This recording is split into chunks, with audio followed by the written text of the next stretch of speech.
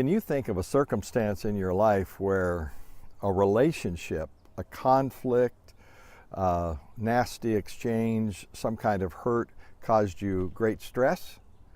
Well, if you're like me, you can think of all sorts of circumstances. In fact, there's a sense in which we experience stresses in our life that leads to distress if we don't respond properly on a daily basis, because life is hard. Someone has said, I love the world, it's just people I can't stand. Isn't that the truth? I remember some years ago when I was president of a graduate school, I was talking to our staff, our key executive team, one day about the importance of servicing the customer and meeting their needs. And in the middle of my dissertation on this, one of our key leaders came in and said, "Hey, Ron, you've been talking about meeting the needs of our students and our stakeholders, and I just went into the bookstore and the bookstore manager wasn't even talking to prospective new students. He was just pointing to things. He wouldn't even talk to them, wouldn't even engage with them." So I got really angry. I got distressed. That was my response to that stressful situation. So I got up out of the meeting and I marched down toward the bookstore, and as I was ready to open up the door, my senior vice president of operations, Colonel Gus Guth, opened the door and he said, Hey Ron, how you doing? I said, "Oh, Gus, great. Hey, look I'm going to go into the bookstore now because I'm going to speak to our bookstore manager because he's not even talking to anyone. I want you to come with me so you can hear it." And he said, "Well, before you do, there's something you should know." I said, "What's that?"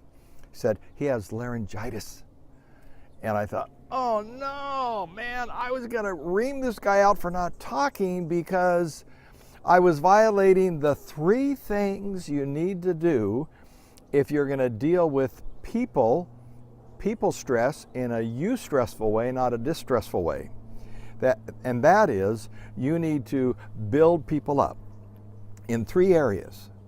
And I violated all 3 of those. Number 1, you need to think thoughts that build people up. That means you assume the best. And what I just had done is assume the worst. So I was making an assumption based on poor data. Number 2, you need to be sure you say things that build people up, not tear them down. So with your tongue, you need to build people up, not tear them down. That's how we eustressfully respond to potentially distressful situations under stresses with people. And I was about ready to violate that, and I actually did by communicating inappropriately to our vice president an assumption I had made that showed me to be the person who was off target, not our bookstore manager. And then the third thing is you want to act in ways that build people up and not tear them down. And I was about ready to ream out this guy because I assumed the worst.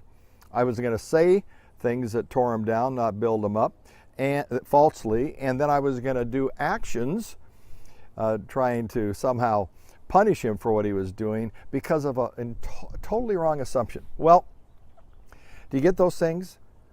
Say words that build people up, do it with your tongue, think thoughts that build people up, and then be sure that you are doing things that build people up or you edify them. There's an old English word for building people up, and it just means like you build a building. A building's called an edifice. So we need to be in the habit of edifying people, building up people. And what I want to cover as we go forward in the course that we're dealing with on the 6 keys to conquering stress is specifically under this area, how we build people up. So I'm going to unpack each one of these in various videos in the days to come and give you some tools and resources to help you be more effective. So I hope you can join me in our course as we work through how to deal with stress with people in the right way by having a perspective that builds people up or edifies them and doesn't tear them down. So in the meantime, what you can be doing is thinking of those 3 things, thinking of stresses you have now related to people, and ask yourself, how are you doing at speaking in a way that builds people up, thinking in a way that builds people up, and then doing things that build people up. And do a little self-reflection. Of course, if you like this, pass this on to some of your friends, and we'll keep going deeper in this here. Audio Jungle.